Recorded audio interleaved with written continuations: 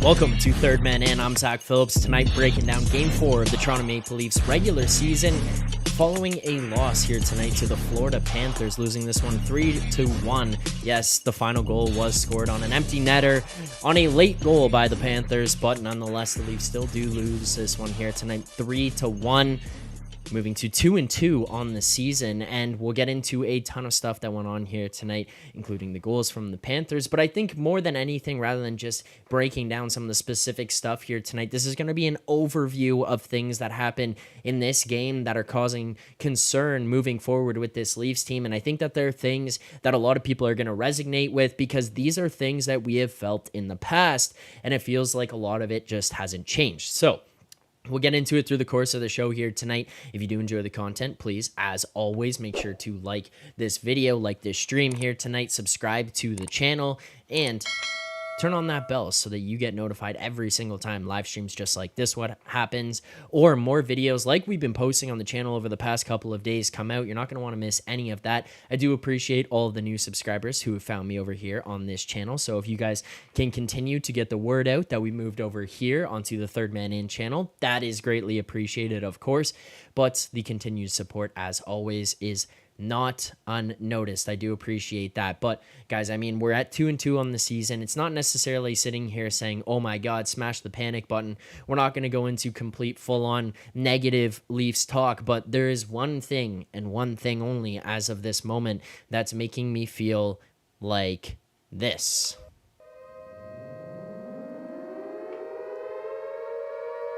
Had we won more games, I wouldn't be here today. Wouldn't be standing here today in front of you. It's that simple. Oh my God! Okay, it's happening. Everybody stay calm. What's the Everybody procedure, stay everyone? calm. What's the procedure? Stay calm. Everybody calm down. And no, this is not a widespread smash the panic button, blow it all up, the season's never going to work. But there's one thing that's really sticking out to me above all else that's very concerning. And we're seeing it here, right here, through the first 4 games of the season. I mean, obviously, defense. Defense would probably be the first thing that people would look to. And yes, I am concerned about that, but it goes even beyond. And that would be the bigger picture of Sheldon Keefe. And let me explain to you why this is more of a concern. If you followed along my videos on the old channel that we did, I talked about in this summer that the Leafs were making a massive mistake. Yes, they move on from Kyle Dubas. They bring in Brad Treliving. I like some of the things that Treliving's done. I think that this team still has a lot of upside to it this season and can be better than last year, because the way that he built this team going into the year, where you're looking at a full 82-game schedule of all of these guys, is a lot of stuff that Kyle Dubas would kind of panic do at the trade deadline and say, okay, we got to figure all of this out now. We're missing 1, 2, 3, 4, 5, 6, 7 pieces, and then you're trying to change all of those in the snap of a finger on the trade deadline, and it just never really fully comes together and works. And you see, oh, well, why didn't this guy work when he came here? Why didn't that guy work? Why didn't these pieces mesh together? Well, a lot of it has to do with the fact that they were put together very, very, very late. And that is a concerning factor for me for this Leafs team going into or throughout the past seasons. But it changed this year because it felt like Treliving kind of decided, hey, I'm going to go out and make some of these adjustments before the season starts, so that when it comes time at the trade deadline or as the season progresses, I can kind of tinker with this lineup and start to make small adjustments along the way. So that is a positive to me. But the one thing that didn't happen this summer was a change amongst the major pieces of this team. And that would be obviously the core 4. I mean, you could include 5 if you want to include throw Riley in there. But then on top of that, it would be Sheldon Keefe. And let me explain why. When it comes to Sheldon Keefe, when it comes to my concerns with him, I kind of sat here and said something of all these pieces needs to change. You got to get rid of the one of the 4 and make a shake up there. And if you're not going to do that, then the piece that needs to change is the voice in the locker room. Keefe's been there for a while. They haven't seen that progression of success. He's effectively done a lot of what Mike Babcock did. Now, mind you, he is a little bit more creative in terms of things, but I will get to that in terms of why that is a little bit concerning. But Sheldon Keefe never really advanced this team beyond where it was. Yes, they win that one playoff round, but also when you kind of look at the players on the ice and that were assembled, you'd expect them or hope for them to win more than one round. You see it here tonight. You see it leading up to this game. It's the blender. and it's Sheldon Keefe's inability to allow a team to just start to blend together and give them any chance at chemistry to have success. He sees a moment of weakness amongst that roster and change. He cannot hold on to things. Now, on the defensive side of things, I don't completely mind it because realistically, this defense has not been very good through the first 4 games. They were not good in preseason. I didn't really fall in love with where they were at of their 60 that you were looking at as the guys that were going to head into this season. But in terms of the forwards, this was the kind of the 1 year I was like, yeah, we might see a little bit of a slower progression of things with some of these guys because you're changing out Bunting and you're putting Bertuzzi.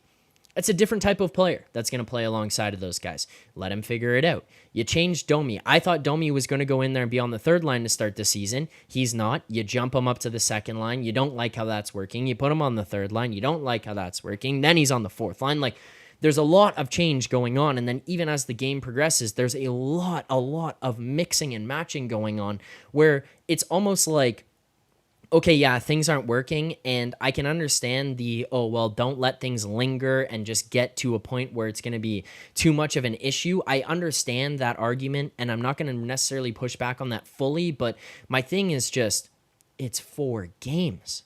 We're 4 games into this season. We're 4 games through things, and we're just snapping things around and moving guys like left and right, even within a period, within a game.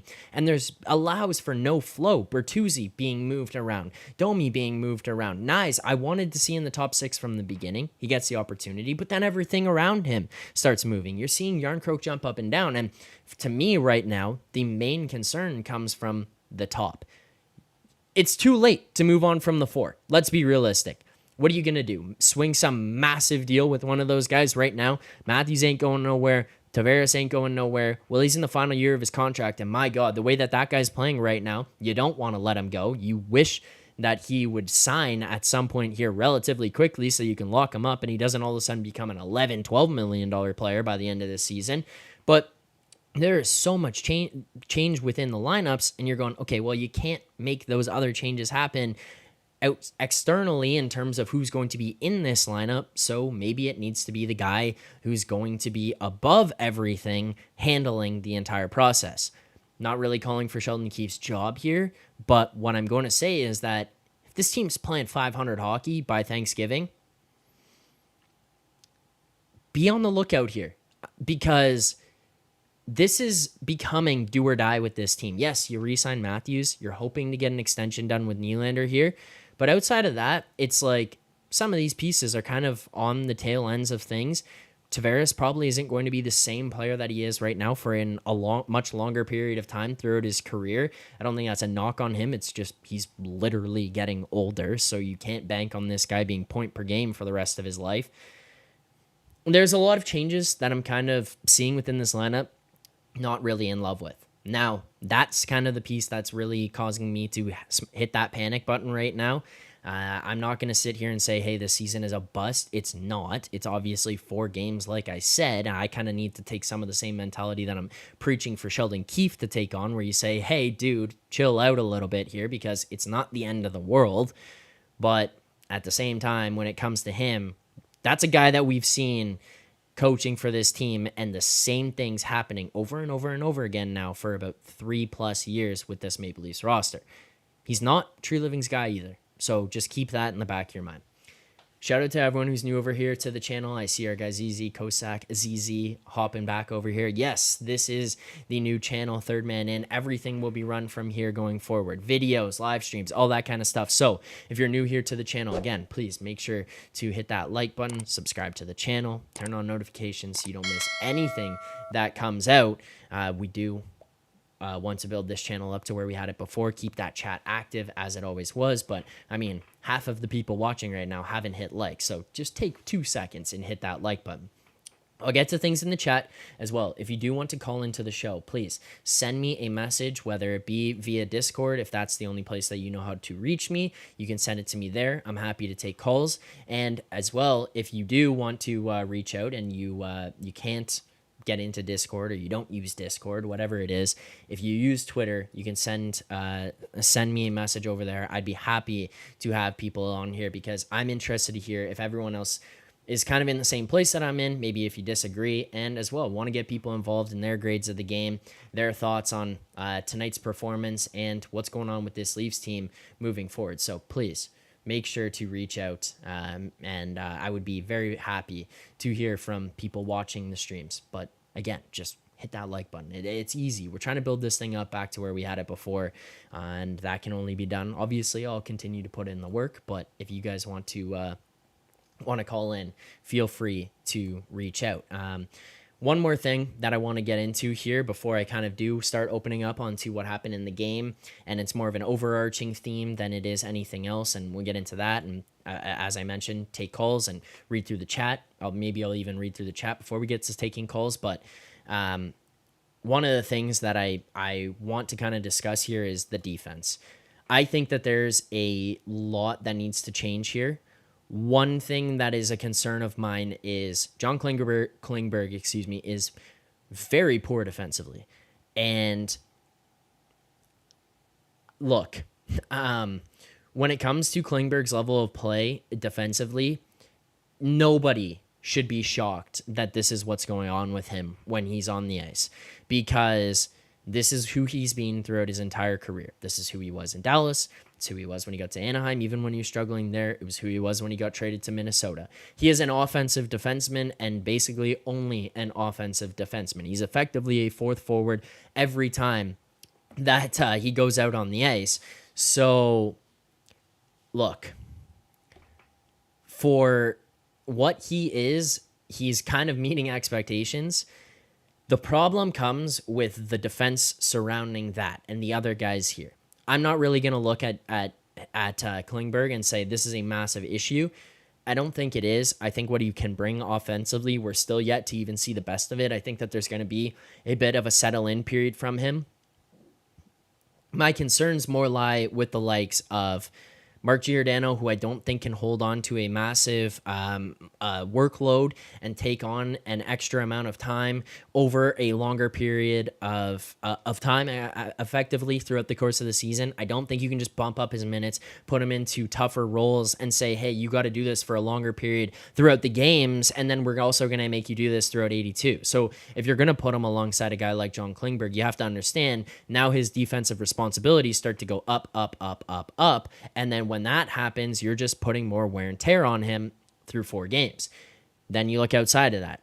McCabe struggled alongside Klingberg there as well, but now he's also struggling outside of that. We saw it a little bit in the playoffs where he wasn't incredible. He started to fall off a little bit when he got here. I was kind of like, hey, I really like this guy. I like what he can bring. I liked the trade and the idea of the trade before it came over, but I think we kind of got a little bit of a higher idea of him and what he could possibly do before that trade was even executed. He came to Toronto and it was like, hey, this guy looks good in smaller doses. Now you're seeing it over a longer period of time in more important roles. I don't necessarily know if he's built to handle some of these minutes that he's going to be handed and some of these roles that he's being put in. That continues to be a concern for me. Like, him and Klingberg effectively were key components to both of Florida's goals here tonight, as alongside defensive breakdowns from the team as a whole.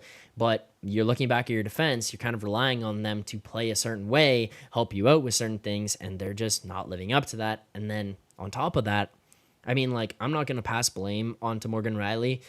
He is who we thought he is. Yes, we paid him. Yes, he's here for a while. But TJ Brody has started to continue to take a little bit of a dip off in his level of play. I mean, I'm just kind of at the point where I'm hoping that settle him in a little bit, play alongside Morgan Riley, and just leave him there, stop tinkering with it, and maybe we can see a little bit of comfort settle back into his game and continue to build up.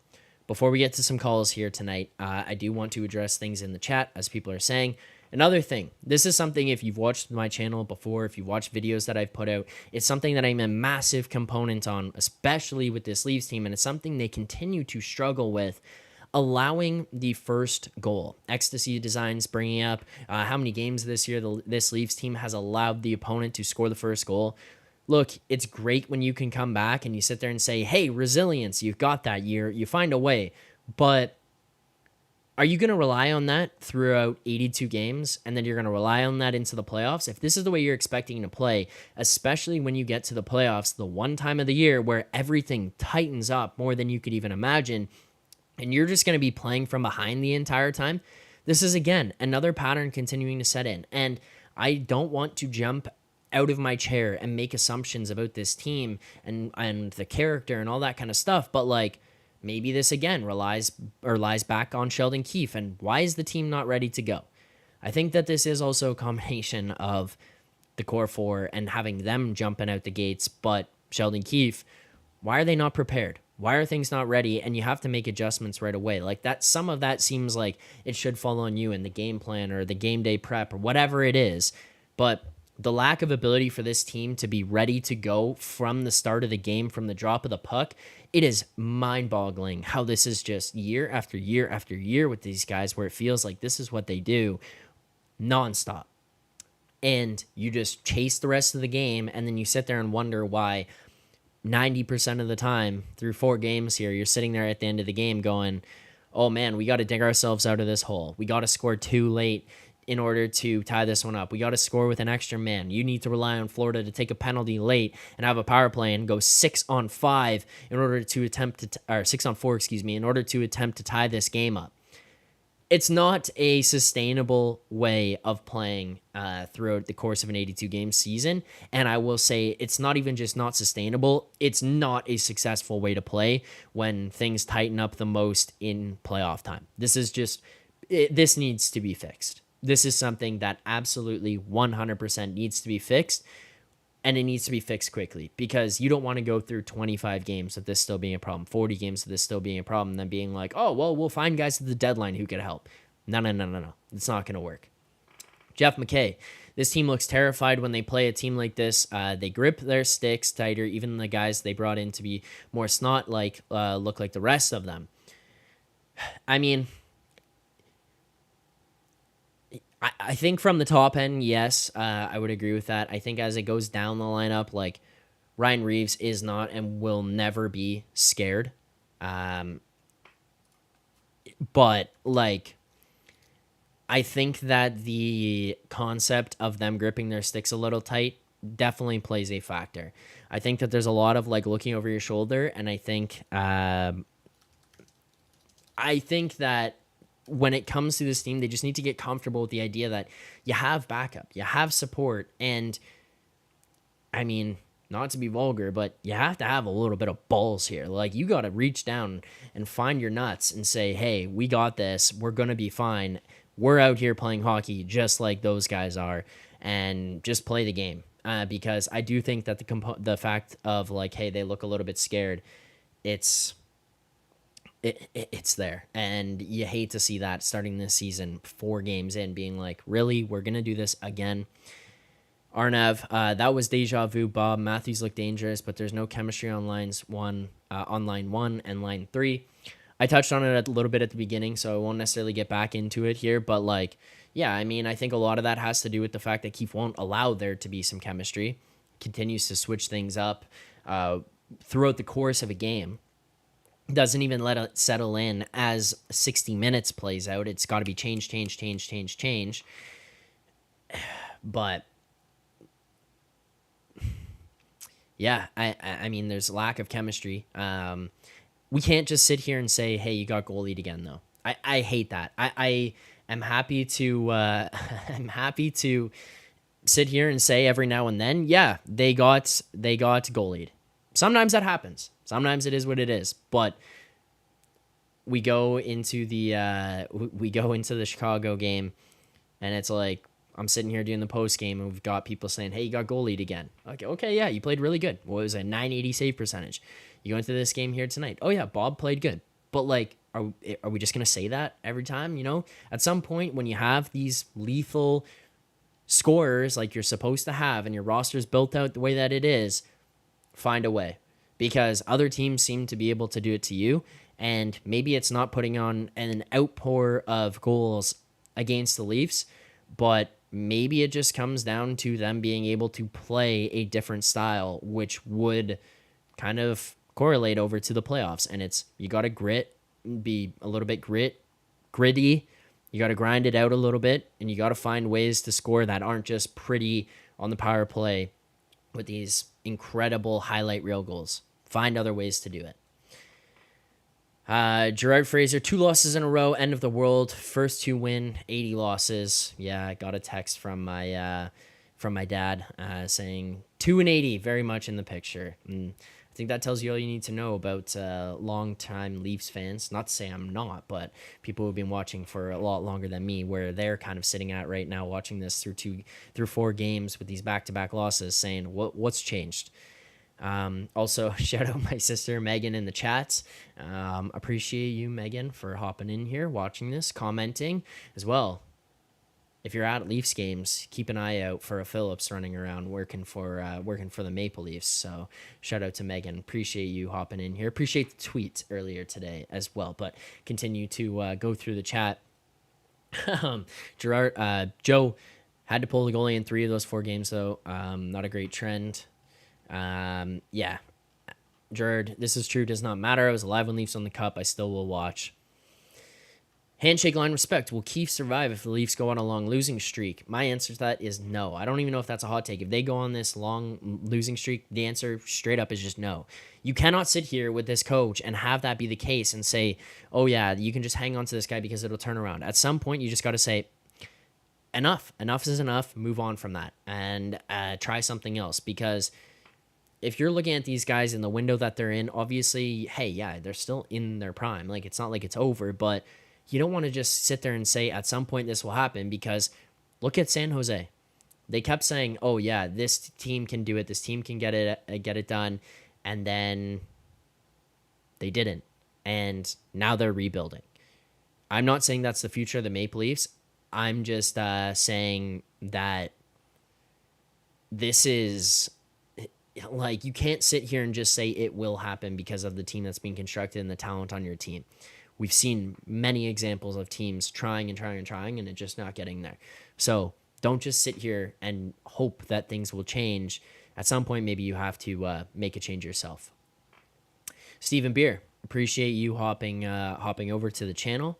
As ZZ Kosak, appreciate it as well. Speak truth, unlike other Leaf media. Thank you. I try my best. My other sister Cassidy in the chat here now. Appreciate you guys for commenting still. I tried to know what I'm talking about. Yeah, everybody's welcome to the channel if you guys are new here as well. I mean, I'm going to keep saying it for the beginning. It's going to be annoying at first. I do apologize. But for those new watching, for those watching it back after the fact, make sure to hit that like button, subscribe to the channel, turn on notifications so you don't miss anything that goes on here on this channel, including these post-game live streams. But hit that like button, get the numbers up. We're at a new record here. We had 26 concurrent last time. That was the peak. We got 29 here tonight. So keep hitting like. More people will be able to find this channel. Before we keep going through the chat, try to run through this before we get over to the callers here that we'll take tonight. I see Colin McGillis. It might take a little bit of time for them to build some chemistry and start clicking. I think their offense will be okay. Defense is clearly a weak point, won't get them far in the playoffs. Agreed. I think that there's more changes that will come to the defense, but the offense, it's like, hey, just let them play. And again, I touched on that a little bit, but it's still, the point stands of like, stop shaking things up too much. Mark Masters just tweeted out, Sheldon Keefe moved Tyler Bertuzzi down the lineup tonight because he's fighting through something. Okay, fair enough from that standpoint. But again, the point still stands outside of that. If Bertuzzi has to move down and take on less minutes because he's battling something, the other point here that I would make is it's game 4. Why are we forcing this guy into the lineup? Like, maybe he wants to play and try to get in there and fight through it and doesn't think it's going to be that bad, but it's game 4. Like, we're not fighting for a playoff spot here, and this isn't the playoffs, so rest, dude. You got plenty of season left. Roser, that goal at the end of the period was the backbreaker. Goals at the end of the period are something that are very common for this Leafs team. ZZ Kosak. Marner's post-game, he actually said again they played strong. So sad. This guy has to go. Sorry, don't like his attitude. Something off there. I don't want to go on the Marner train here tonight. If that's something that continues to come up throughout this conversation, then we'll get into that. But yeah, it's not something I'm going to really just dive into because, I mean, there's enough of that goes around. It's enough that's being discussed here on the on this channel. But yeah, we'll start to take some calls. So if you do want to call in again, please send a message. I know that there's 2 callers who will be calling in here tonight. So we'll take first and foremost, we'll take a call from our guy Joe Hill. He'll call in as always, talk to us about what he thinks needs to change, his thoughts. Panic, is he panicking? I'd be interested to hear from everyone. 33 concurrent, most concurrent that we've had here on this channel. Every time we go live, every time we press that button, it just continues to go up. So shout out. ZZ Kosak here. With no cap room, any move will be very tough, especially one with any significance.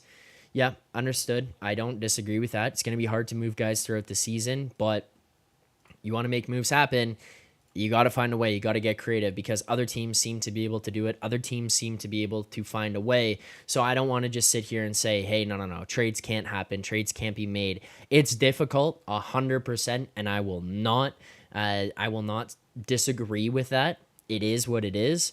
But like, in regards to the idea that it's impossible to make trades mid-season, it's not.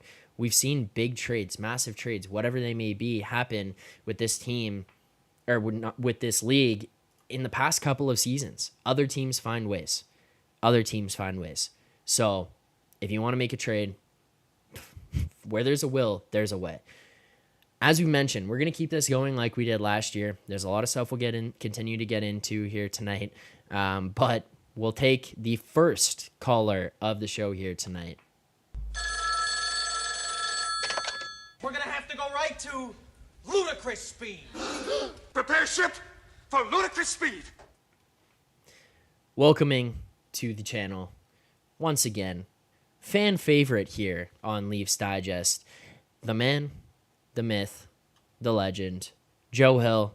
Joe, talk to me. How's it going here tonight? 2-2 on the season. This Leafs team battling through some things. You heard my the way that we opened this one up, but where are we at in regards to the Leafs and this start? Joe, I think you might be muted there, brother. When Joe, there we go. There we go.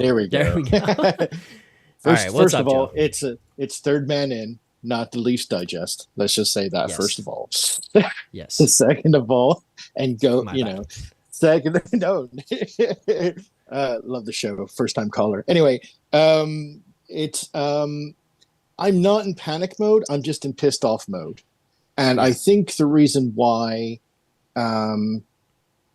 is because of the shuffling.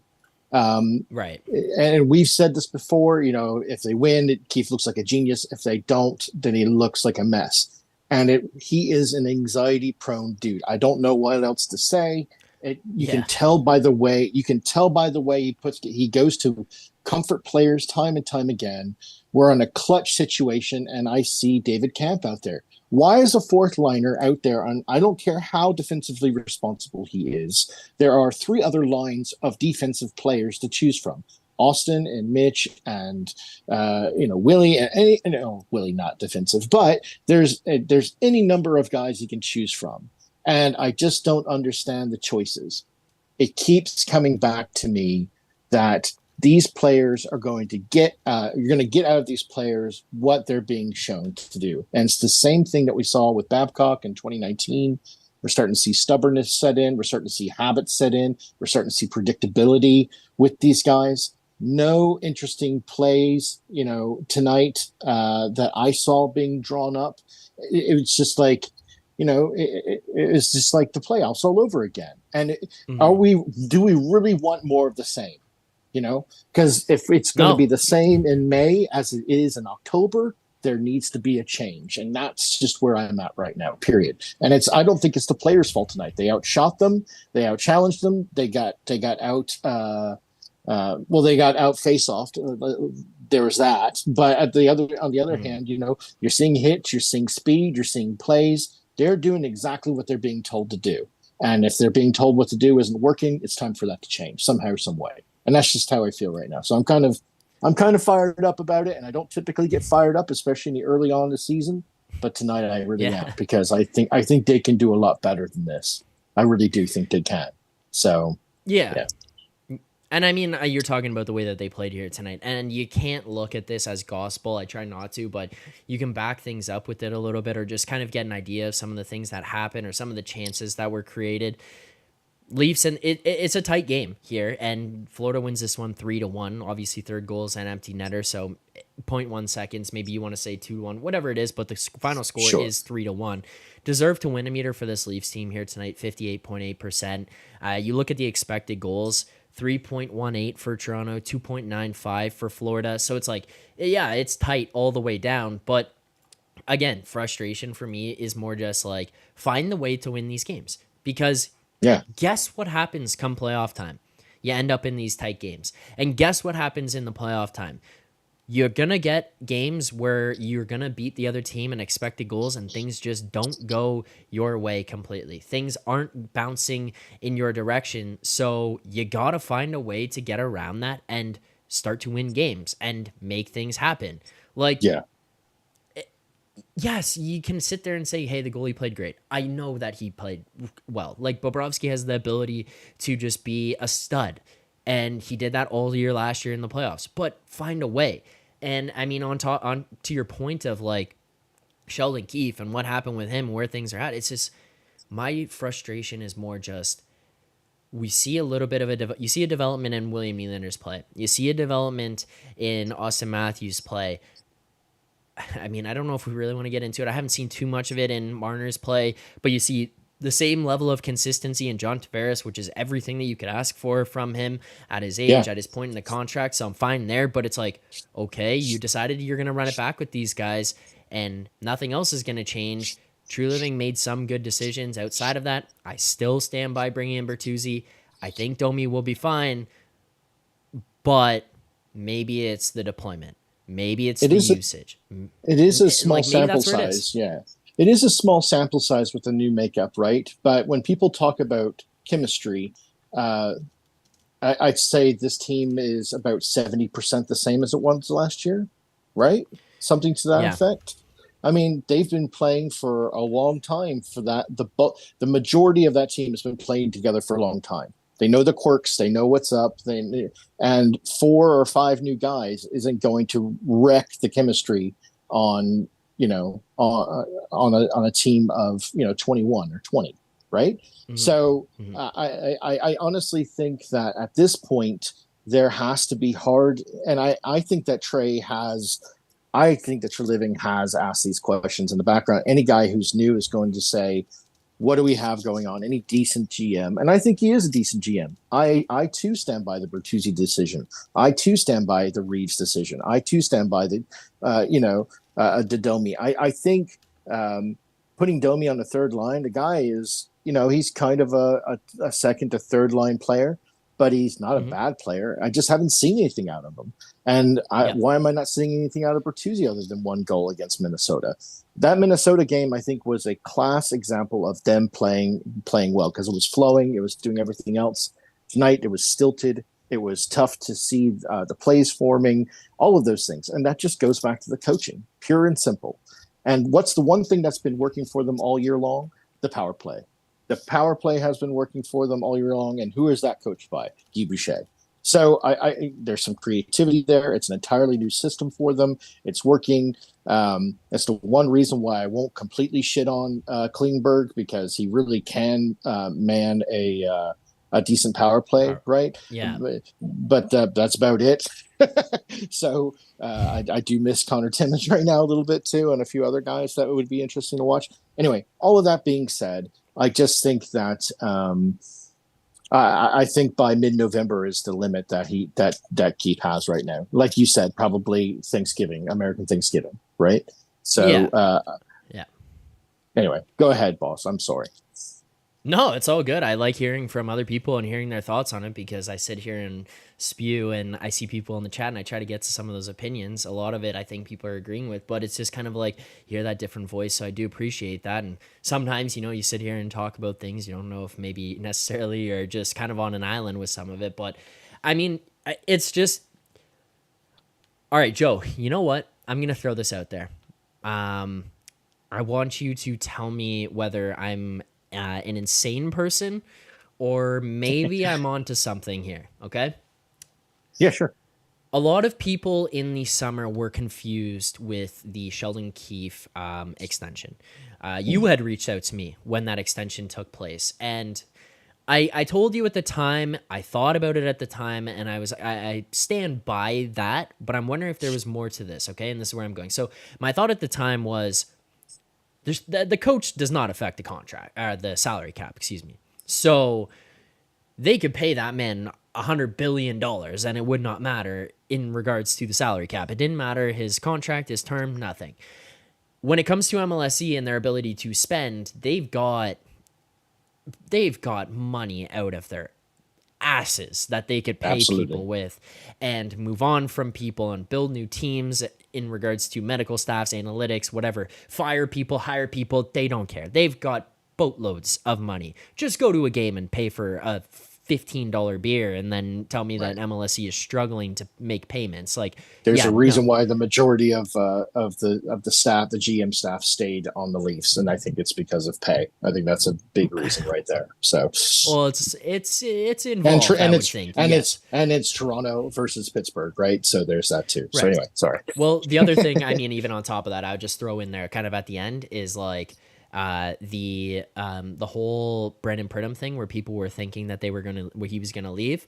I heard from sources or from people behind the scenes that basically said like, he loves doing what he's doing right now.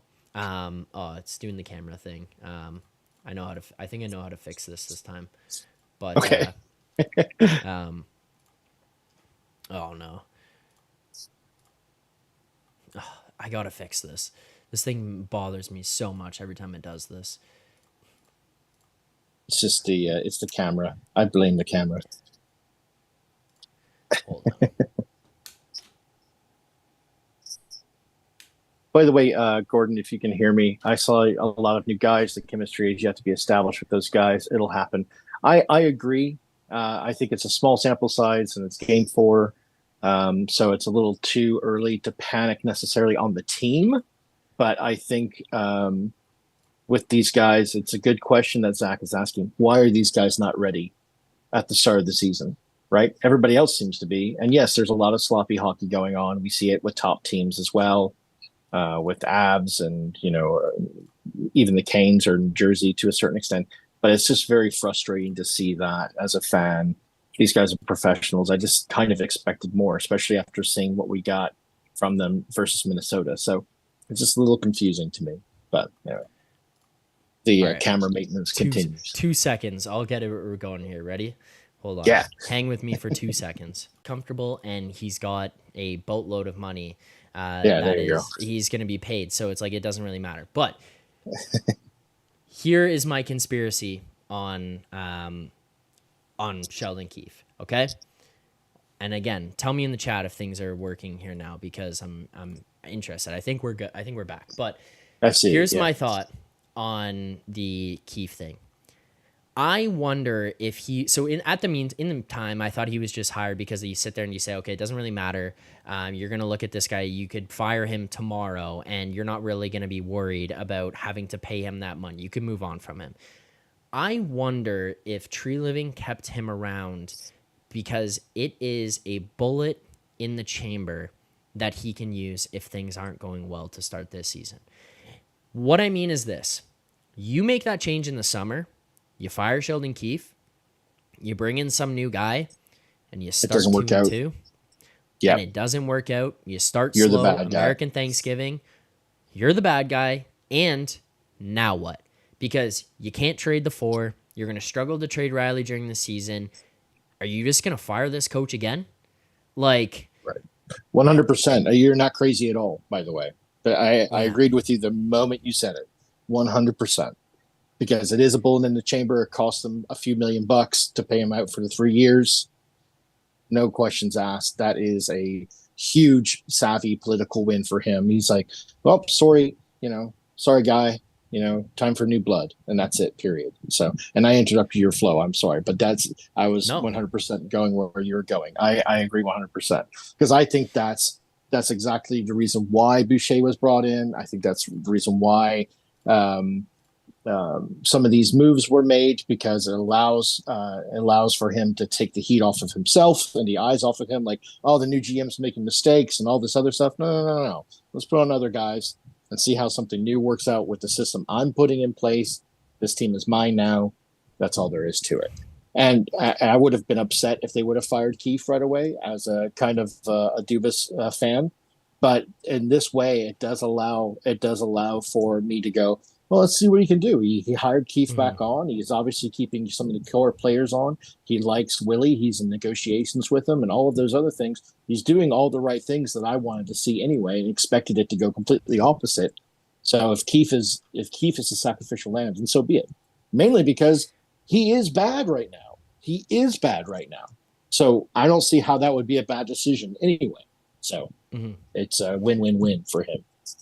Yeah, the more that this has gone on, the more I'm just starting to sit here and wonder if, hey, maybe there was like a we're playing chess, not checkers type of move. Hey, you get the extension, settle things down. Matthews resigns. Let's get through the summer. Let's calm things down a little bit. You made some changes elsewhere. If you just went and fired the coach, you go into this season and things aren't working, you're going to have to make some drastic move, and you're going to be kind of out of big chips to play throughout the course of this year. So Sheldon Keefe, you stay. You could be the first piece to move on if things aren't going to start well. I do want to address some things in the chat here quickly. Joe, I see a bunch of people kind of coming over saying, I see Denver Charlebois, I see Donnie Does Dishes, some people from the old channel talking about leaving the old channel, coming to this one. I'll just leave it at this for now. It was time for me to move on, start my own venture. That's why I have started this channel. Yes, we're going to have to grind to build it up. We're going to have to get it back to the place that it was. I appreciate everyone who's here right now and who has found it coming over. I appreciate everyone who, including yourself here, Joe, who has helped other people find this channel. So thank you guys a ton for doing that. Thank you, Joe, for helping people. In regards to letting people know, that was not on the table. So build it up back as it is right now, and build it up naturally with some organic growth. And from the help of you guys liking the channel, subscribing to the channel, turning on notifications, that's the way we're going to do this for now. So I do appreciate all the support. I appreciate everyone coming over, but I'll just leave it at that. I know I'm going to continue to get asked, especially as more people come across. So I'll continue to kind of try to explain, but now you guys kind of know the gist of it, and we'll leave it there for now. Yeah, that's kind of where I'm at on Keefe. Let me hear your thoughts here, Joe, on Samsonov. Are you one of my buddies? That's a good question. Yeah. Yeah, like one of my buddies, he played a very high level of hockey. He's not necessarily in a position right now where he is in love with Samsonov. I think Joseph Woll will be the starter by the end of the year. I predicted the Samsonov thing last season. Hey, maybe I go 2 for 2 on back-to-back years, or I think Joseph Woll will be the guy to take over this year. But are you panicked about Samsonov right now? Are you panicked about the goaltending situation in general? What are your thoughts on where we're at? Well, the one thing I do like about Sammy is that he does have the ability to lock it down when he needs to, right? It seems like one or two will get past him, and then suddenly he'll find a way to turn it on. That was like peak Sammy last year. I'm not panicked on him, but he is a 0.89 to 0.92 goaltender, right? And there's a lot of subpar. He's not subpar, but he's also not like the creme de la creme, right? Just like a lot of teams have, and they have to strengthen things defensively. The problem with Sammy isn't necessarily Sammy. The problem is, I think, the guys out front right now. They haven't figured it out, and I think that's one of the biggest problems right now is some of the people in front of him. I think him going from four goals allowed in the first 2 games each down to 2. I think we're making progress in the right direction. I'm not in disagreement with you that Joseph Wall looks like he's going to be the starter because I think he's in better shape. I think that Sammy has a conditioning problem. And I think that as the year progresses, it's going to get better. So he's going to be a lot stronger. But he's a new dad. He has a lot going on. He probably took some time off. I think he looked a little bit soft the first couple of games. You see him improving, but a couple of those goals at the beginning of the year, 4 games ago, were soft, right? Baby soft. Stuff that professionals don't let in, especially over their right shoulder. So time will tell. I'm not super high on him, but I'm also not like get rid of him. There is a reason why he's being paid only $3 million, right? He's not a huge hit to the cap here. He's pretty decent when he needs to be. I think he did pretty good tonight, but just that end of period goal really did shake him, and it's on the road too. So there are a lot of contributing factors there. I'm not completely sell on him yet, but I think we can do better next year, and I hope we do. So let's just say that. My thoughts on Samsonov and his start to the season are kind of along the lines of he was a streaky goaltender last year. Now, I think that his lows to start the season have probably been a little bit lower than we saw him for extended periods of time last season. But I think that where he's at and who he is a guy who can get hot for an extended period of time. I'm not overly concerned about him. I do want to see Wall get more opportunity and get a more consistent runway so that we can see if this guy actually is something, if he is a goaltender that you can rely on through the course of 82 games, and he could be a starting goaltender. He could be the guy to own a job. I think that there's a little bit of hesitancy to go to that, especially given the fact that you did go and pay Samsonov this summer. But my thoughts still stay in the realm of to win the Stanley Cup, you do not necessarily need the best goaltender in the league. You need the goaltender who's playing the best in the league at that time. Yes. And look at Vegas last year.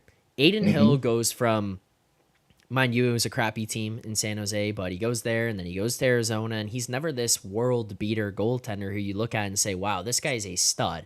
But he gets on the right team, rises to the occasion, and next thing you know, he's getting absolutely paid by Vegas, and he looks very, very good to start the season with Vegas so far this year. But you look at that Adin Hill, he wasn't even the backup goaltender to start last year. Like, you had Robin Leonard, then he's injured, then you go to Logan Thompson, then you're filtering in other guys, and then next thing you know, Adin Hill hops in, and it's quick. They brought in quick, even for the end of last season, right? So there's that too.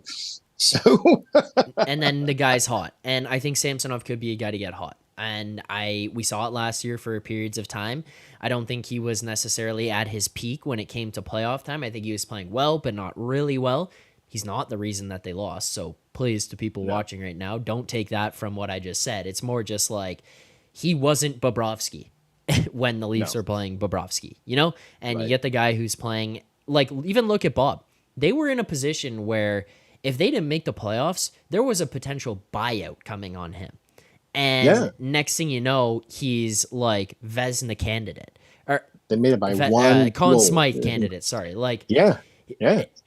You get hot at the right time. Now, obviously, he had some pedigree behind him, but that was my concern there. I did put a poll in the chat, so make sure to vote on the poll. I asked people, are you worried about Samsonov? 3 options there. Give him time. A little bit worried, and then final, very worried. So let me know as we go throughout the show. We'll kind of continue to get some of people in the chat's thoughts. But another one that I continue to see. I'm a little bit worried. That's what I voted for. A little bit. I'm a sample size bit worried as well. Yeah. Sample size is small but it is different than what we saw from him at the end of last year, right? So that's what leads me to think it might be a conditioning thing or a headspace thing, or anything else that can turn around after the first 10. I think the first 10 games is the metric. That's typically what I say every year. I think that stands this year, but from what I've seen, I'm a little bit but the trend is improving. I will say that. So let's hope that it continues to improve. So anyway, go ahead. Okay. Another thing that I'm seeing in the chat a lot, Luke, my God, I can't. Luke, Zach stole those purple room lights from a freshman college girl. #thief. That's blue, buddy. He was chirping my name too. Blue lights. I don't think he was chirping. I think he was actually hyping you up over it. But I hope knowing so. Luke, I don't think he was chirping. He's chirping me. I don't think he's chirping you there, Joe. But no. Another thing that people are saying in the chat here, not these that Luke is saying about Demko being the best 4 of the goalies, Max Domi. And this is another one that my buddy has been messaging me about where he's been at. What do you make of Max Domi's play? You think that this is a product of his line mates? You think it's a product of his movement, lack of playing time? Or is he just not necessarily who we maybe had hyped him up to be? No, I think he is who we hyped him up to be. I think he played really decently in Dallas, especially. I just don't think that he's being played to his strengths. I think he is being mismanaged. I think that if you put him on a line with Mitch, even for a game, I think interesting things would happen because they're both playmakers and they both know how to shoot. It can happen. If you were to put them on a second line with Tavares and go from there, I think that would be a lot of fun to watch. But instead, we're getting like Yarncrook being moved up or other things as well. It just comes back to my point earlier. It's lack of creativity with him. He has certain strengths and he has certain weaknesses. And every time I'm watching him, his weaknesses are being on display and not his strengths. So that is 100% on the coach. So I think that's what. Anyway, but I think I'm hoping in 2 days we'll see something different. But who knows, right? So yeah. Look, for me, Max, I think that there's a few different factors going into this. One is I don't think he's played his best, and I'm not going to sit here and go lightly on him for it, but I don't think that he has played his best, and I think that part of that is on him, and he just needs to be better at some of the stuff, clean up some of the things, and you'll get opportunities. The other part of this would be usage, and not necessarily minutes, because I think a lot of it has to do with you got to earn those minutes. And if you're not playing well, then you shouldn't just get rewarded. It also goes to where we're at with Matthews, Marner, Nylander, Tavares. If those guys aren't playing well and they're lollygagging or whatever, then guess what? I stand by the fact that I think minutes should be taken away. You know what happened with Alex Ovechkin the year before that they won the Stanley Cup? He wouldn't commit to playing defense, so he would get sat by Barry Trotz, and next thing you know, Ovechkin decided, I'm going to block shots. I'm going to have a commitment to getting back in the defensive zone. And he started to pick up his pace of play, his level of play, his commitment to team hockey. And you know what he did at the end of the following season is have the greatest Stanley Cup party in the public eye of all time. So I think that there's levels to these things where it's like, hey, yeah, you're a great player, but you're not going to get the minutes. Well, that filters down, and Domi's not playing that great, so minutes are going to be taken away. Now, I looked at where he was at in Dallas, and I was wondering why maybe he was having so much success there versus where he's at right now with this Leafs team. What's going on? I can't 100% sit here, so I apologize to people who are watching, wondering, or looking for an answer. I can't 100% put a finger on it, but I think that playing on that line with right now, or where it was with Nyes and Minten before tonight, is just not necessarily beneficial to his game. And I made a point of saying the other day, and I think maybe where I'm at right now, I might even have to retract a little bit. I said that him playing with Yarncroke and Robertson might be the best way to get something out of him. I might be wrong on that, and the part of it is playing with players as small as him, and not trying to say small players can't play. It's more just like maybe that's not his fit, if that makes sense. Like maybe that's not the best way to deploy him. I'm just interested to see. I'm not ready to make a judgment on this and say Domi is a bust, Domi will be a bust. I think that the one thing that he's got going for him is that people in Toronto will not turn on him, which is something he should be able to at least take some confidence in, because guess what? David Clarkson did not have a father who played for the Leafs that was a Leafs legend and beloved by the city.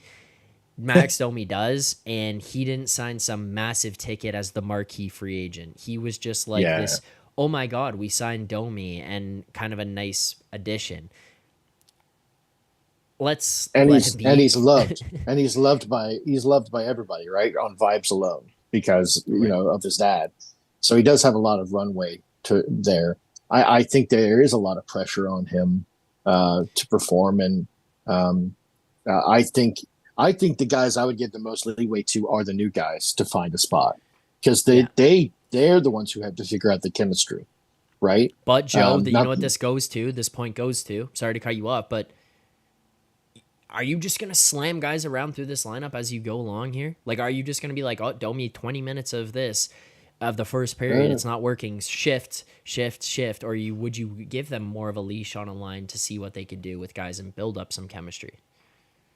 That's fair. But yeah, I mean, it's kind of a catch-22 with the scenario you're putting up, right? Because if he's not performing and he's not putting out the way the coach wants him to, he's going to get sat, which guys like Nylander, he's not afraid to do to Nylander and other guys to get them fired up, right? So maybe Domi needs to rise to the occasion and find a way to stand out and not just rely on other guys to do the carrying because of the chemistry issue. So I get that point of it. But on the other hand, it's like, how many minutes did he have tonight? What was it, like 10, 11, something like that? So I'll check for confirmation. But he's definitely not utilizing it. So it's, I don't know. I think I'd like to see more shuffling of him. Give him a shot. I mean, you gave Bunting a shot for half a season, and I don't think Bunting is as strong as a player as Domi is. I know that might be a hot take because Bunting's already scoring in Carolina, but on the other hand, Bunting is being sold as a marquee player in Carolina too. So anyway, maybe I'm wondering a bit there. I'm not panicking on Domi either, but I'm interested in see what others smarter than me might think about that. So, well, here's a thought on this is like Gord brings up, and shout out to Gord. I can't wait to get him back in here. Maybe we'll close the show off here with the tonight. We'll close the show with the Gord animation. So for those who stick through to the end, for that you miss, and for that little video that you all tune in to see. I know you're not here to watch me. You're here to watch the end animation, or the animation when Gord calls in. But maybe we'll play that at the end. But Gord is saying Keefe is looking for the right mix to get guys like Domi, Nyes, and Bertuzzi to get their footing. Maybe put Max up with Matthews and Marner to get him going. He can make plays. Well, a point here that Gordon makes that I think is a solid point, and this might be the perfect time to do it. I was confused with why there was a demotion to Bertuzzi throughout the game. We did see him not play the other day, but he had the maintenance issue in practice yesterday. Yeah, so he doesn't practice, which maintenance, by the way, is kind of just a bogus way of saying he's injured, so they didn't play him. And then you see Keefe here tonight say, well, I moved him down because he's fighting through something. Okay. If you're going to move him down and he's fighting through something, I still think that the best opportunity Nyes is going to have is in the top 6. So he has to stay there. You didn't like Domi on that second line. Keefe didn't. He wanted to move him down. Well, maybe this is your chance to put Domi up on the first line and just see what you got. And I don't necessarily think it's like a long-term solution, but like Sheldon Keefe, man, this guy just changes everything anyways. So what does it matter? Who cares if guys get comfortable or not? Because Keefe's going to move them. Point. So just move him up there, because even as Gord brings that up and says like, hey, he can make plays. Maybe that's what it is. Maybe he's a good playmaker who's good alongside guys who can finish. Well, guess who's probably the best goal scorer / finisher in the NHL? Austin Matthews. Yep. Maybe give up that playmaker an opportunity to play alongside them and just be a guy who can fight through things and fight in the corners and go to the front of the net. Maybe that's where he finds his stride. Joe? Is in other areas, like being an opportunist, and he's a good one. But Domi's is a little bit different than that, right? So it'd be interesting to see him play with Matthews for a bit, even for a game. But anyway. That's kind of what I would be interested in, see what he could do, see where things go from there. Joe, I do want to get your thoughts on this. We do the segments on the show, the ones we brought over here. Obviously, we continue to have callers. Happy to have that. We're going to continue to do Gord's Corner, so looking forward to that. Also, by the way, just to people, unfortunately, Saturday, no stream. I'll do a post-game video on Sunday and put that out talking about it, but one of our friends is here playing against the Marlies this weekend, so we have a big group of people going on Saturday night to watch him play, so unfortunately won't be able to do the post-game stream on Saturday, but there will be a video, probably even a video in the morning, maybe even previewing the game or something, but no live stream after, so just so people know, but you have to wait for the highly anticipated Gord's Corner. Other segments we do, grades of the game and play of the game. Joe, let's hit the animation here. Let's do it.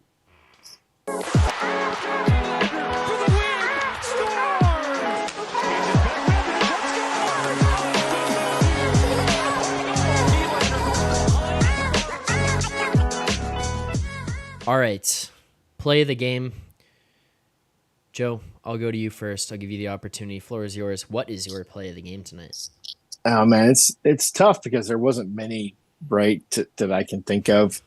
I was hoping that the Marner goal would be the one that fires everybody up.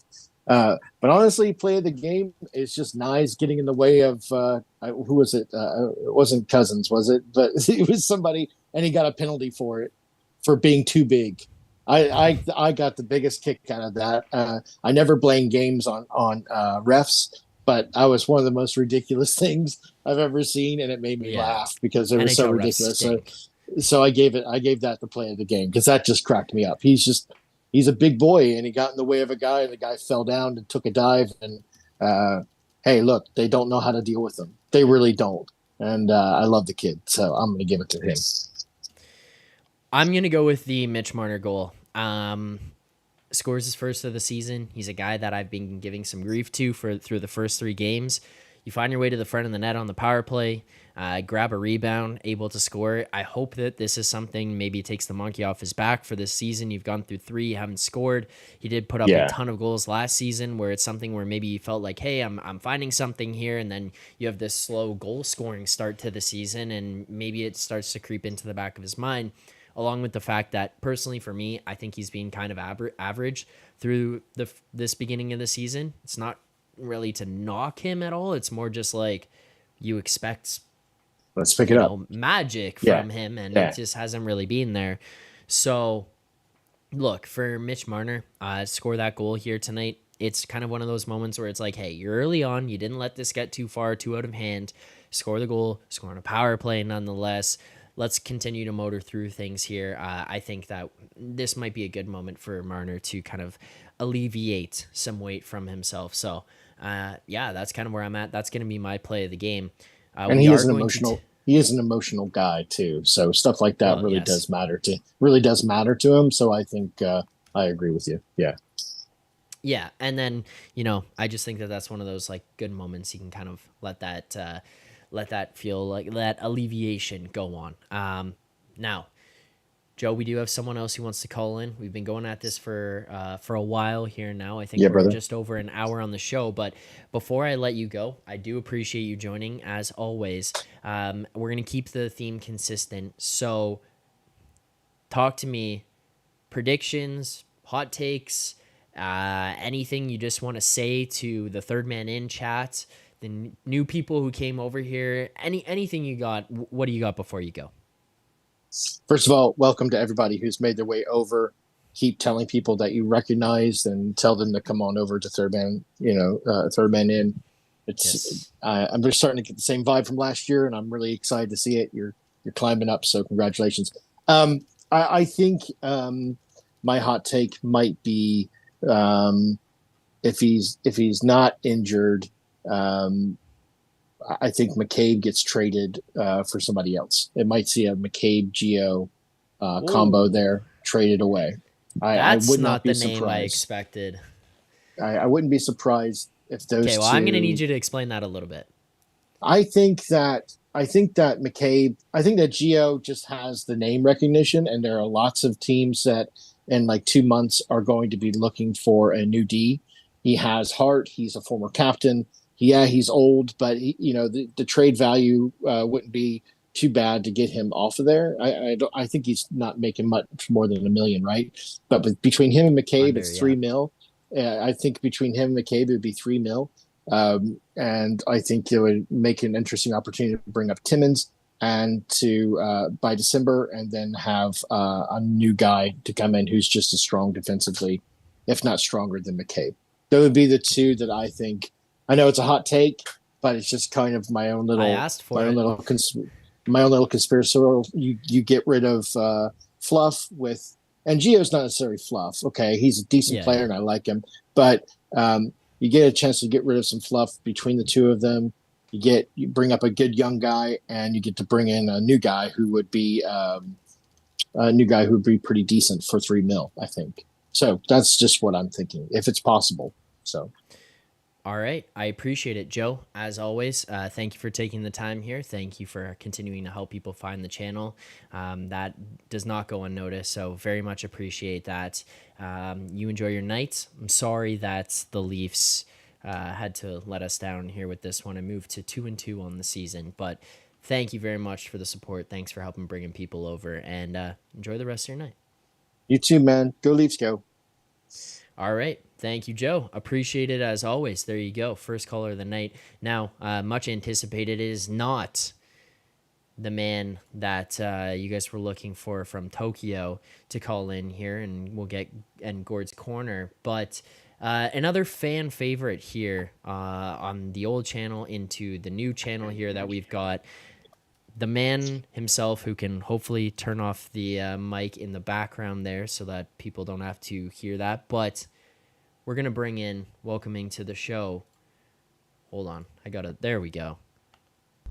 We're really going to kick this one up. We're gonna have to go right to ludicrous speed. Prepare ship for ludicrous speed. The man himself, Luke Campanella. Luke, how's it going? Hey, buddy, how's it going? That's a long graphic you got there. That plays there for a second. I timed that out. That was like 6 seconds. It says we're gonna have to kick this up into ludicrous speed. I think that's fitting for when you call in. I think that the chat really picks up into ludicrous speed. I don't know about that one. The big thing I've been going off about right now, and I want your opinion on, but I don't know if you saw my comments in the chat. I'm like 99% convinced that if I was playing shinny with Michael Bunting and he skated up to me, I'd kill him. Just absolutely murder his 5'8" frame. Call Child Protective Services on me afterwards. This is your take right now. This is what you called into the show to tell me about, that you can take Michael Bunting. Yeah, in a Tilly on the ice, there's no reason why I can't. Think about it. Okay, well, you said 5'8". I'm gonna tell you right now, he's 6 foot 185 listed as. That's fake news. Well, I see Liam in the chat here says this kid knows nothing about hockey. Buddy also set up a giveaway that will pay out 0 people by the end of the night. So okay. Anyways, yeah, I mean, I think Bunting would murder you, so I do appreciate the takes as always, Luke, but I don't know if this is the one that I'm gonna be able to back you on and agree with here. I don't think that you're gonna be able to take on Michael Bunting, but I mean, Leafs lose this one. We go to 2-2 on the season. You're not a Leafs fan. You made that clear, but you have a pulse, your finger on the pulse of what's going on here in Toronto. Obviously, a Toronto boy yourself, or now currently Toronto boy. Is it time to press the panic button? Where are we at with this Leafs team and the start to the season? 2-2, following losses to the Blackhawks and the Panthers. You probably left a really good joke out there that you could have taken advantage of. I'm not going to do my Toronto man accent, but just keep that in mind next time you do an intro like that. But when it I'm comes not going down to do that to, either. This is a new channel. I'm not getting canceled. you're not getting canceled for the Toronto man accent. No, I'm not testing the limits on that one. But if Drake's son can put out a freestyle and get like 3 million views, you can give a yeah every now and then. Okay, yeah, fair enough. Anywho, when it comes to the Leafs, this is just what they do. This is practical Leafs. They start as insanely slow as possible. They pick it up middle season, and then at the end of the season, once they've gotten into the playoffs, they take their foot off the gas again. Happens every single year. It's a cycle. It's like a bad relationship. At this point, like, I'm just so content with just riding this out and being right. I mean, I made that reference the other day, and I took some heat for it on another show, on the Edgework show that I was on. I said this relationship with the Leafs is a bad relationship, but I mean, look, you're not wrong for a lot of components when it comes to this Leafs team and the way that the season has started. It's like you get hyped up, you get Matthew Nyes is here, Fraser Minten, you sign these shiny new toys, Bertuzzi, Domi, bring in John Klingberg, and it's like a Joseph Wallace here now, new GM, and it's like, hey, things feel good. You go into each of the last few seasons feeling like, hey, this is different, something's different, and then you're 4 games into the season going, well, defense isn't. Actually, that's an understatement. Defense stinks. I was going to say not great, but defense stinks. Sheldon Keefe is making confusing decisions that people can't really justify. Dates back for 3.5 years now ongoing. And you kind of sit here and just say, nothing changed. Like, what here has changed? And the honest answer is nothing. It feels the same now. 4 games in, and it starts to feel the same because you're going to sit here and go, Minten, he's not going to hang around most likely. Nyes, I think, will be good on that second line. I'm interested to see how that goes. But at the same time, in the back of my brain at all times now, it's like, is Sheldon Keefe going to let him stay there? So it really does feel like it's the same. You're normally a voice of reason, but you're not here to tell me that this year is different. I'll give you a pro tip. Sheldon Keefe probably has not only the most fireable name a coach could possibly have. Like, when you think about successful coaches, they're not named Sheldon. But on top of that, just to kind of build on that point, last year, the Leafs probably had a top 3 to 5 roster in the league. You could argue that they slotted in anywhere between 3 to 5. Only big weakness was goaltending. You would have said it was defense, but then they made a bunch of trades at the deadline to shore that up. Everybody let Keefe ride off into the sunset because he won the first round matchup and then proceeded to get absolutely butchered in the second round. Yeah. Nobody talks about that. If they had lost the first round, Keefe was getting fired. And the only reason he was not was because everybody was content to be like, oh, we got into the second round finally, and like, when's the last time they did it? When Obama was president? Like, regardless of the fact, they basically took that as like the win, where any other coach in the NHL who had that roster, who had a history of consistently losing in the playoffs, would have been fired. And the only reason he wasn't was because of that one round. And to build on that, he's been given an even better roster this year, I would argue, and has proven that he does not understand how to utilize them. I think that's a fair point. I mean, you are actually bang on when it comes to the fact that he was brought back because, I mean, he's not in the firing line because they actually won a round, and you're going to sit there and give him the benefit of the doubt of like, oh yeah, you got through one and the city needed that win, blah, blah, blah. But the goal is not to win a round. It's to win 4 rounds and hoist the Stanley Cup and have a parade through the city. It's unacceptable effectively to just kind of sit here and say like, oh yeah, well, we got through 1, so that's good enough. It's not. It's not good enough, and it really never should be enough. It's not something that this city or these fans should allow for or be comfortable with. That's why I think I have some of the frustrations. I think that's why a lot of people in the chat continue to show up and have frustrations with it and why he's brought back. Did you hear my thoughts or my take earlier when Joe was on about Sheldon Keefe? I think part of the reason he might have been kept around is for that bullet in the chamber so that if things aren't going smoothly, he can be the guy to be let go? Because if you did make a change of the coach in the summer, then it feels like you're kind of low on ammunition of changes to be made. Oh, he's the scapegoat 100%. Yeah. 100%. If Justin Trudeau was his boss, he already would have had to resign. Like, it's just scapegoat, scapegoat, scapegoat. So that's just, like, who this guy is at the end of the day. Like, they kind of I'm not saying Dubas was an amazing GM, but when you look in retrospect between, do you throw Dubas under the bus after that or Keefe? I don't know how you justify it being Keefe looking back on it.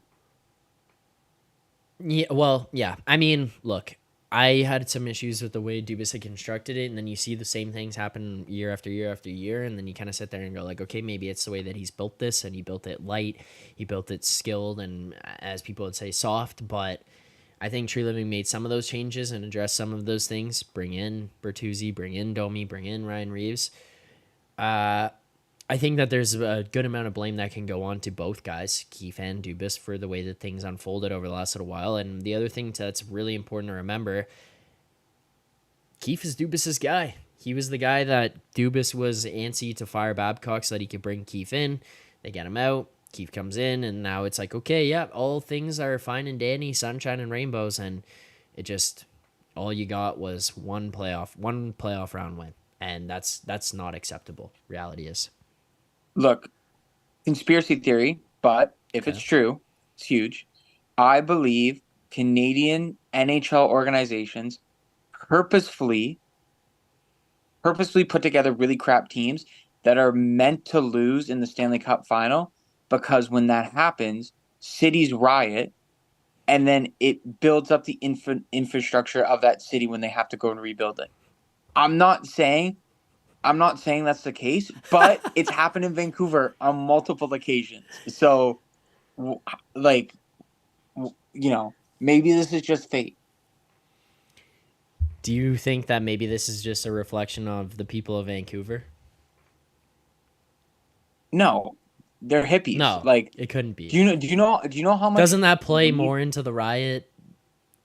But do you know how much weed probably gets smoked in the city of Vancouver? Like, how do you expect a bunch of Burning Man hippies to riot in the streets of Vancouver? You're flying in Toronto fans, you're flying in Habs fans, and the occasional Rangers fan, and you're sicking them on the city.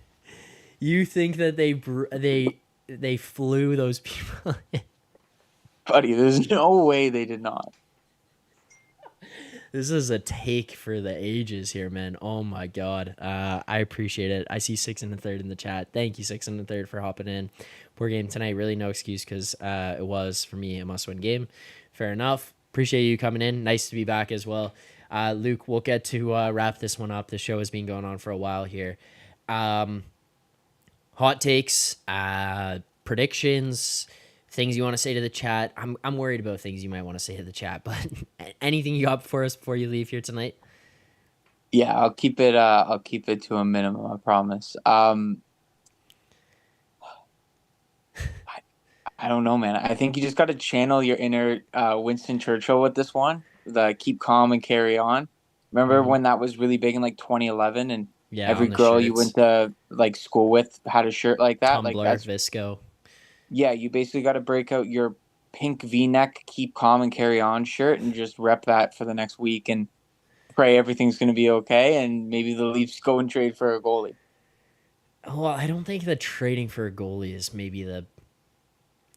I don't know if that's what needs to happen. I think the goaltender might look a lot better if you get better defense in front of them.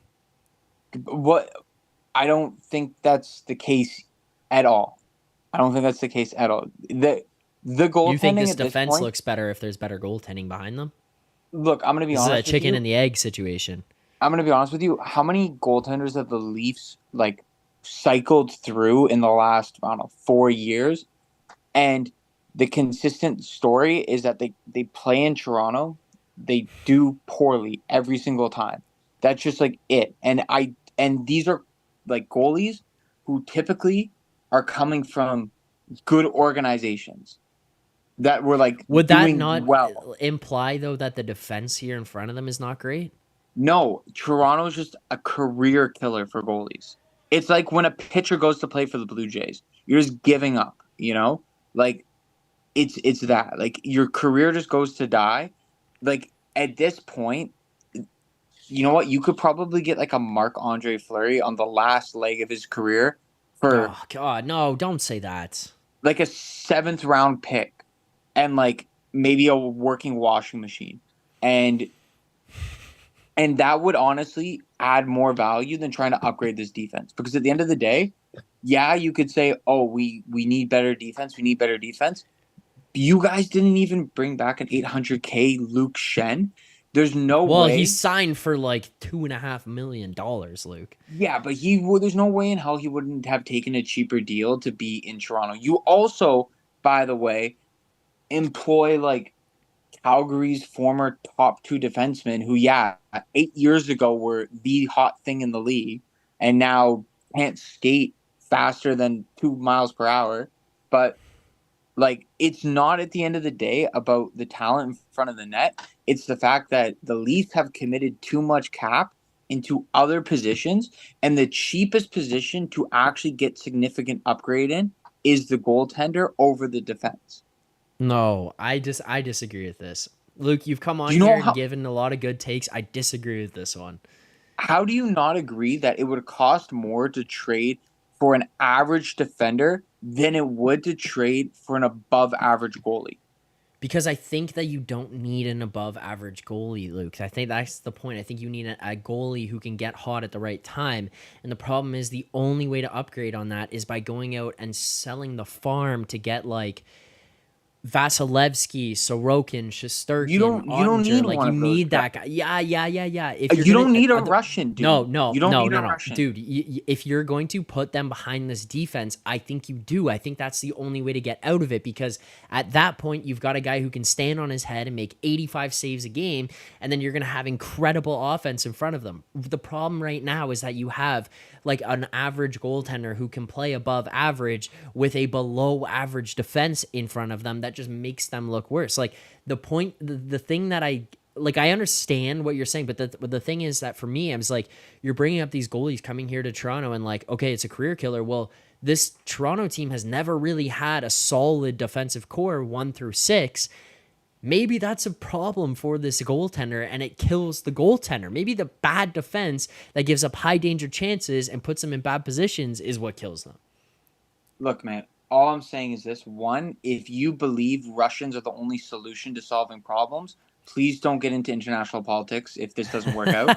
Second thing is that all I'm saying is you talked about, I hope I say his name right, Aiden Hill, who plays for the Vegas Golden Knights. Vegas Golden Knights right now.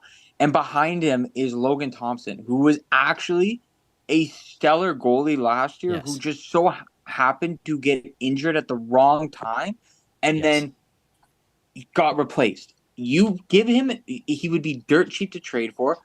Put him in net for the Leafs. If you I get what you're saying from that standpoint. Okay, I understand that. I'm not saying, okay, when I say above average, I don't mean like you're trading for the Kobe Bryant of current NHL goalies. I'm saying you're going out there and you're getting somebody who has a save percentage over 900, a goals against average below 3, and realistically has had a winning record at some point in their career. Okay, I get what you're saying there. I get that. My only pushback on that would really be, because there's not like too much I can really like fight you on with that, is more just like, Vegas defense is it's amazing. I'm not Toronto's. arguing it's not amazing. And B, not there's no guarantee that you get Logan Thompson and he's better than Samsonov when he gets here behind this defense. I'm not arguing that Vegas's defense isn't like much better than the Leafs. I'm not arguing that point.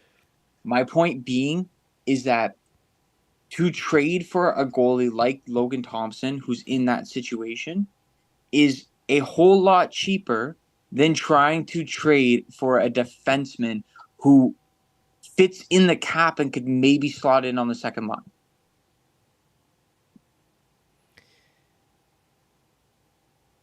I mean, like, yeah, I still think that the defense needs to improve if you're going to win a Stanley Cup. Like, I think that that's still something that needs to change no matter what you do in net.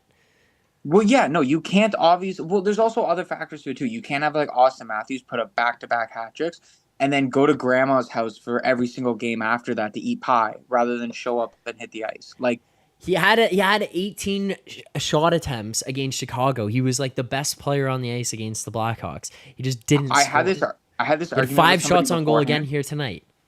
I had this argument with somebody before about football, and I'm going to make the same argument about hockey right now. I don't care how many shots on goal you have. That's great. Cool stat. You fire the puck a lot. How much of that is quality? Two.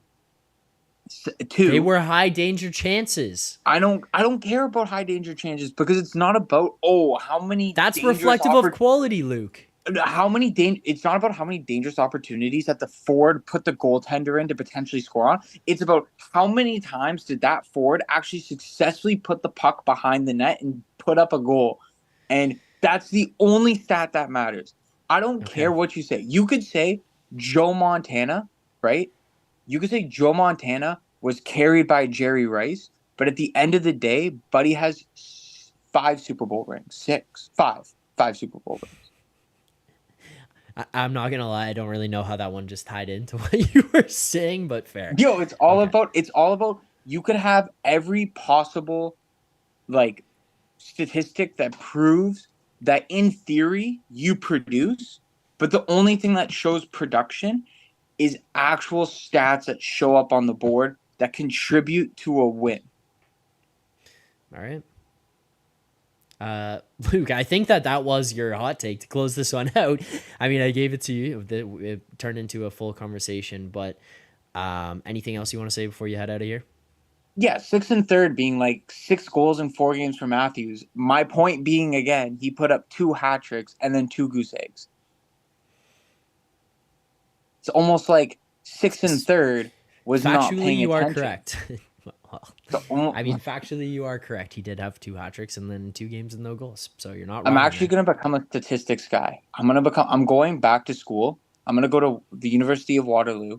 I'm going to get an engineering master's. I don't even have an undergrad in engineering, but I'm just going to skip that and get a master's in engineering.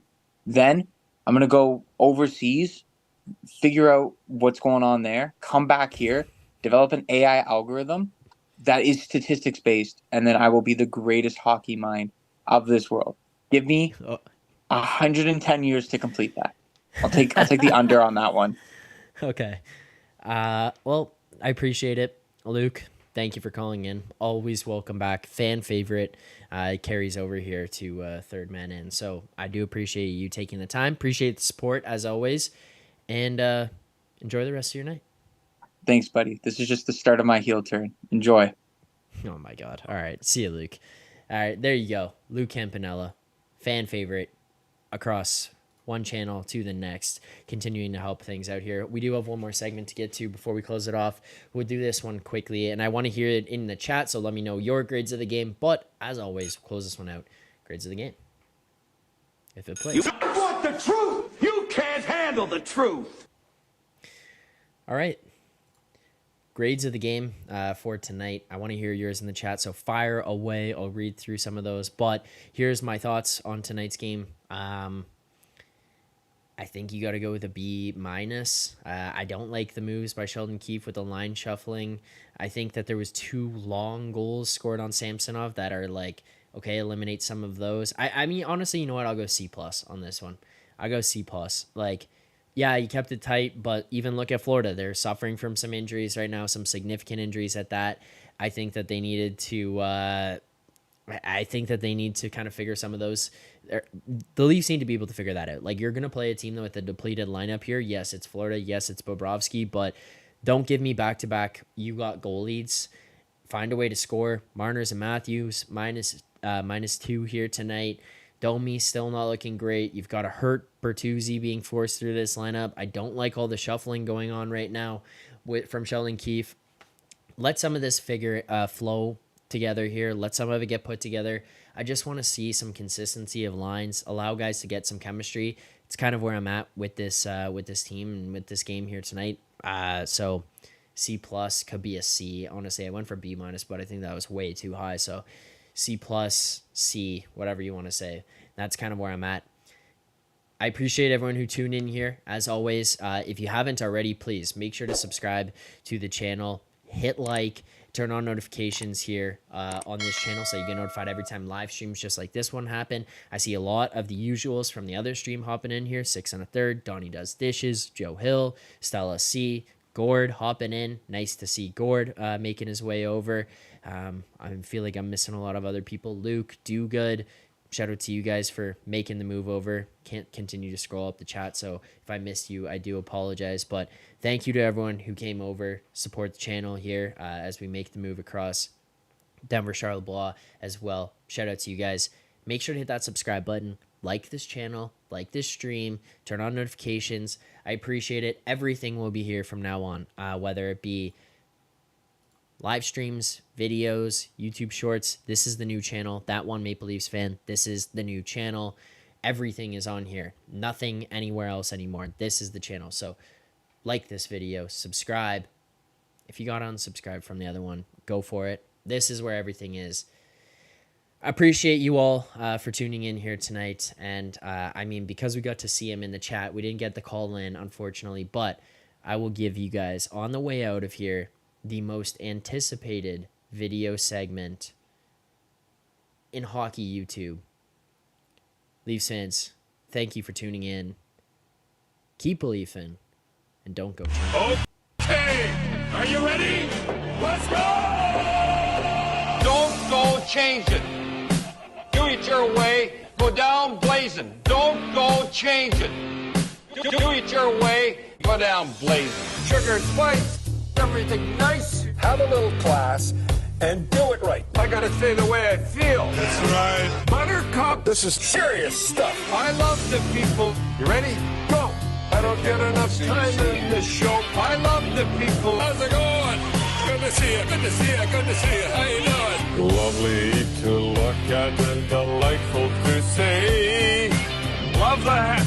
A wise guy, eh? You look good, really. You look good. Don't go change it. Do it your way. Go down blazing. Don't go change it.